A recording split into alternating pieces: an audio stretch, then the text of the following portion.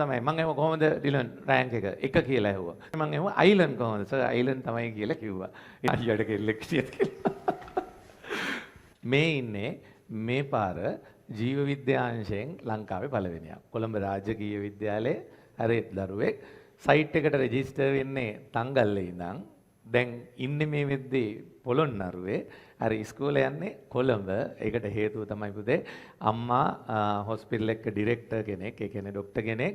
එයාගේ ස්ථාන මාරු වීමත් එක්ක මෙයාලගේ පදිංචියත් මාරු වෙනවා. හරි කොළඹ රාජකීය විද්‍යාලයෙන් තමයි පුතේ හරි මෙයා අධ්‍යාපනය හදාරන්නේ. හරි. ඉතින් මම කිව්වේ දැන් ලංකාවේ මේ විදිහට පුතේ ස්ටාර්ස්ලා 5-6 දෙනෙක් ඉන්නවනේ. මැත්ස් වල පළවෙනියෙක් මං හිතන්නේ ඒ දරුවා කිලිනොච්චියෙන් තමයි වාර්තා වෙන්නේ. ඒ වගේම අනික් සෙක්ෂන්ස් වලත් පළවෙනියා වෙනවා. මේ ඉතින් ලේසියෙන් මටවත් අපිට ළඟා වෙන්න බැරි තැනකට ගියපු ළමයෙක්. මේ අද වෙද්දිම පුතේ ලංකාවේ පළවෙනියා වෙලා පෙන්නපු සුපිරි වැඩේ. හරි ඊයේ රාත්‍රියේ මම ප්‍රතිඵල ආවා කියලා දන්නේ ඩිලන්ගේ කෝල් එකේ.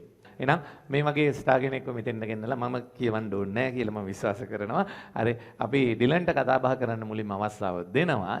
කතා කරන්න කියලා දැන් මුලින්ම මං ගැන පොඩ්ඩක් කියන්නම්. සර් කිව්වා වගේ මේ මගේ ගම තංගල්ලේ ශිෂ්‍යත්වයෙන් කොළඹට ආවේ. මුලින් අපි දැනගන්න කැමති ශිෂ්‍යත්වයේ ලකුණු ප්‍රමාණය 184යි. ඒ අවුරුද්දේ රොයල් එකට ගත්තෙත් 184යි.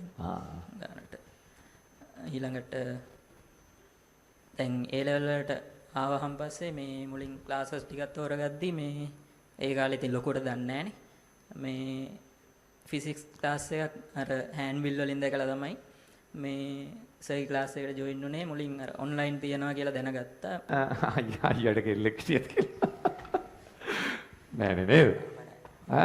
දැන් ළඟදී බලාපොරොත්තුවක් තියෙනවද මොකද කියන්නේ?